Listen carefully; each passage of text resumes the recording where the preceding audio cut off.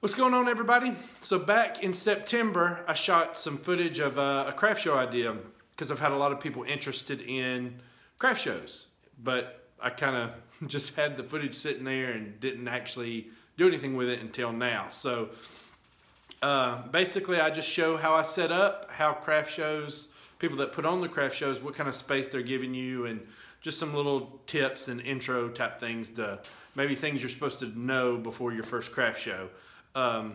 So please stick around. If you're interested in craft shows, I think this video will definitely help you. And if I get a lot of interest in this topic, leave comments down below and I'll make a future videos on different aspects of craft shows or to answer any of y'all's questions.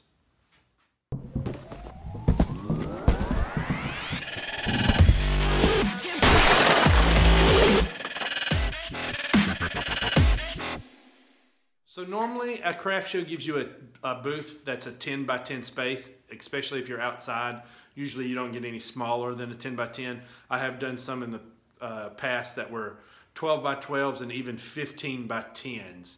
And other ones where you get 12 feet of space and you get to go as far back as you want. So it all differs. The main thing I can say is when you do think you know this is how you're going to set up your booth space, chances are you're going to get put in a spot where that's not going to work. So definitely, I think it's a good idea to have the space, the look you want, but definitely have other alternatives for things you can change in the future. So as you can see right here, my space is number 96. At this particular show, I think it was a 12 by 10 space, or I think it's actually it was 11 by 11. It's just in a field. There, at this spot, there's a person behind me. So, and you're limited to that space at normal shows. So you're not really allowed to go further back or outside because there's walkways everywhere. So you have to make sure your tent and everything you got fit in that space. Now, if you get lucky, sometimes, particularly this one, I got to move over because there was a tree next to my neighbor's spot in the middle of their booth, so they obviously couldn't sit up there, so I had a little bit extra space. So I bring a trailer. I first started off my first year or two, I didn't have a trailer, but trailer definitely helps if you think about doing craft shows in the long haul, just so you don't have to unload your vehicle when you get home. I just like to have everything in there, and I don't have to worry about putting things in vehicles, worry about something I don't have. Just whatever I have is already in the trailer. So first thing you do is you're going to, I'm going to put up my tent. I use a trimline tent. Later in a little while I'll show you another tent that's more of a entry craft show tent. It's still not cheap. I think it's a couple $100, but it's what you need to get started. Most craft shows do want you to have white canopy tents and not any other colors. You know, some of them are picky, that's just how it is. But I put the tent up. After I get the tent up, I put out my displays. I started using 3 tables. I like to put out as much product as possible because if it's under the tables in totes or buckets or whatever, people can't see it. And if people can't see it, you're not gonna be able to sell it. So I like to put out 3 tables. And as you can see right here, I have shelves that I had made. They're just little ladder looking hinge shelves that have 3 boards across them. And the idea of doing this was because I sit stuff in front of the tables and then I can sit things on 3 different levels of the shelf.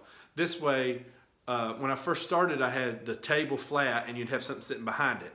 So it would be hard to see everything when someone walks by because things would be sitting in front of everything. So I think it's a great idea and something to keep in mind in your displays to have things on different levels so everything can be seen without having to pick things up and move them to get to other stuff. So here's my booth. The next day I ran out, it was really hot in that September. I didn't finish it all that day.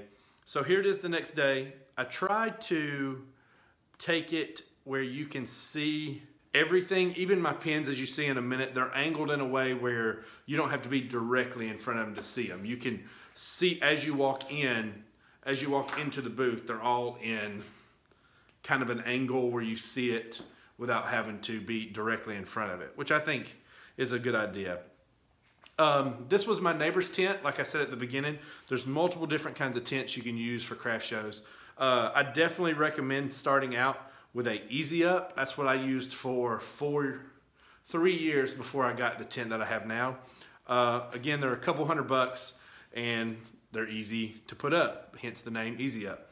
And that's definitely the tent I'd recommend using, just because it's cheaper. And there's no point in spending a lot of money. What I actually did was borrow one for my first 3 years, which if you can find someone that you know that does craft shows that has a spare one, that's what I definitely would recommend, because you don't really want to invest, even though it's a couple $100, in a tent and then turn out you don't like craft shows, or maybe what you make doesn't fit the craft show market. You know, that's just something you got to test out.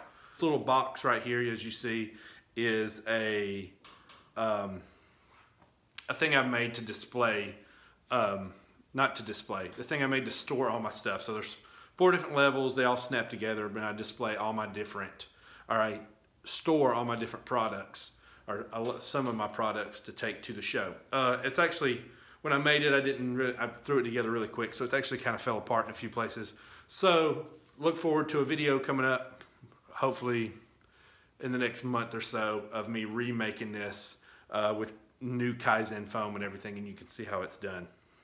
My biggest fear at a craft show, because I have been in shows that have really, really bad weather, I've had bowls blow off the shelves and everything too, but is that a neighbor hasn't weighed their tent down, and their tent, you know, in the middle of the night blows over and knocks all my stuff down.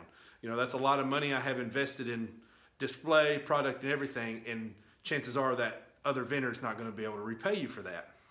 So, and also I don't want my tent to be knocking over everyone else's stuff, because I don't want that burden on me to have to, you know, sorry doesn't cut it, and I don't have the money to pay for anyone's a whole display and all their product if it were to get messed up. So main thing is weigh your tents down.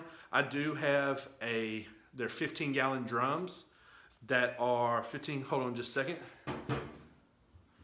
So here's a drum that is empty, but I have 4 of these 15-gallon drums filled with 125 pounds of sand in each. So I do shows on concrete, and I do strap them down like that. Also, there is a few shows that are weird in Atlanta, and if it's a public, if it's like a Atlanta park or something, they won't let you corkscrew things into the ground, so you do have to use the weights. They're a pain in the butt to move around. I used to have weights that were just about 45 pounds, and that was plenty, but I got tired. I didn't even want my tent to sway at all, so that's why I went to this, which is a little overkill, but, you know, I don't want my stuff messing up, or I don't want my stuff messing someone else's stuff up. I do use PayPal to run credit cards, and to do craft shows, you do need to take credit cards, or, you know, cards, debit cards, credit cards.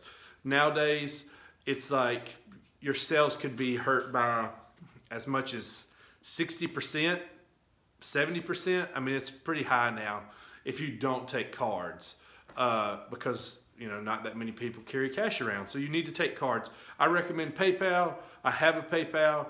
I use their chip reader one. But here's my checkout desk. I'll just show you a little, that's the front of it with the sign, and I added the, as seen on YouTube, which is, people kind of think that's funny, I guess. So things that I would recommend you have when you start a craft show, especially if you're doing outside craft shows, is a tent. You need weights. You're going to need some kind of straps or something to attach the tent to the weights.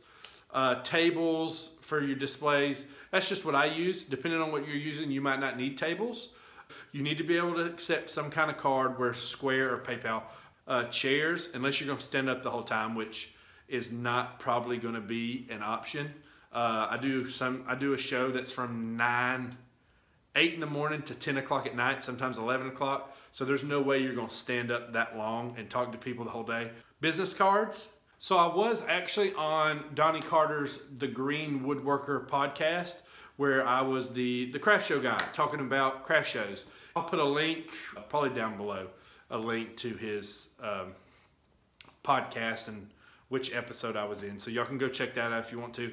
Again, I've had people that are interested in my checkout booth station thingamabob. So if you're interested in that, to see I'm not going to rebuild it, but I will pull it apart and video showing you how it's kind of put together and everything and materials. And I do plan on making plans for sale on my website in the next week or so. So if you want to see, if you're interested in that, definitely subscribe. But I hope I said something in this video that helps y'all. And I'm in just north of Atlanta, so if y'all are in the area, on my website I do list all my craft shows. And if you want to come by and check out and see my stuff in person, or just talk to me, you know, feel free to do that. I don't have a show until, I think my first show is in April, but I will have, in the next couple of weeks, I'll have a list all on my website in the events section showing where I'm going to be. But I hope you enjoyed this video. I hope it helps all y'all. Again, subscribe, click thumbs up if you liked it, and subscribe and click that bell to see future videos, especially the checkout desk one. Well, thanks for y'all. Thanks for sticking around, and I'll check with y'all next time.